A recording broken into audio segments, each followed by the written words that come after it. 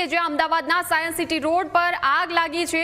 આસ્થા બંગલોની બાજુમાં પરિશ્રમ એલિગન્સમાં આગની દુર્ઘટના।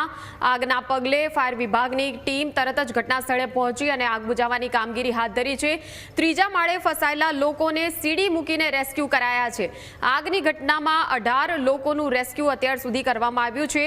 ફાયરની 10 ગાડીઓ ઘટના સ્થળે પહોંચી છે।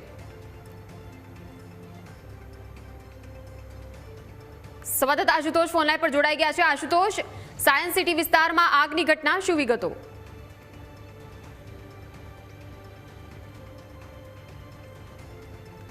તેના ત્રીજા માળ ઉપર જે છે તે આગ લાગી હતી। હોટલ સિટીઝન છે તેમાં આગ લાગી હતી। અંદાજિત 3 વાગ્યાની આસપાસ જે છે આગની ઘટના ઘટી હતી અને લગભગ 50 થી પણ વધારે લોકો ફસાયા હોવાની પ્રાથમિક માહિતી જે સામે આવી હતી। પરંતુ જે પ્રકારથી ફાયર વિભાગનું કહેવું છે કે 18 લોકો જે છે તે ફસાયા હતા। તમામને સેફલી જે છે રેસ્ક્યુ કરી લેવામાં આવ્યા છે અને આગ ઉપર કાબુ જે છે તે મેળવી લેવામાં આવ્યો છે અને આગનું સાચું કારણ જે છે તે જાણવાનો પ્રયાસ જે છે હાલ કરવામાં આવી રહ્યો છે। પરંતુ સૌથી મહત્વની વાત એ છે કે અમદાવાદની આજે સાયન્સ સિટી રોડ પર આવેલી કોમ્પ્લેક્સ આવેલું છે તેમાં આગ લાગી હતી અને લોકોમાં જે ગભરાટ ફેલાયો તો લોકો જે છે તે નીચે કૂદી જવા માટે પણ જે છે તૈયાર હતા। પરંતુ લોકો સમજાવવા બાદ જે છે તેઓ રેસ્ક્યુ જે છે તેવું કરવામાં આવ્યું છે। લોકો જે છે તે ઉપર ફસાયા હતા, ત્યારબાદ તમામને સેફટી જે છે નીચે ઉતારી લેવામાં આવ્યા છે અને હાલ ફાયર વિભાગ જે છે તે ઉપર તપાસ પણ કરી રહી છે કે કોઈ જાનહાનિ છે કે નહીં અને સાચી આગનું કારણ જે છે તે જાણવાનો પ્રયાસ જે છે કરવામાં આવી રહ્યો છે।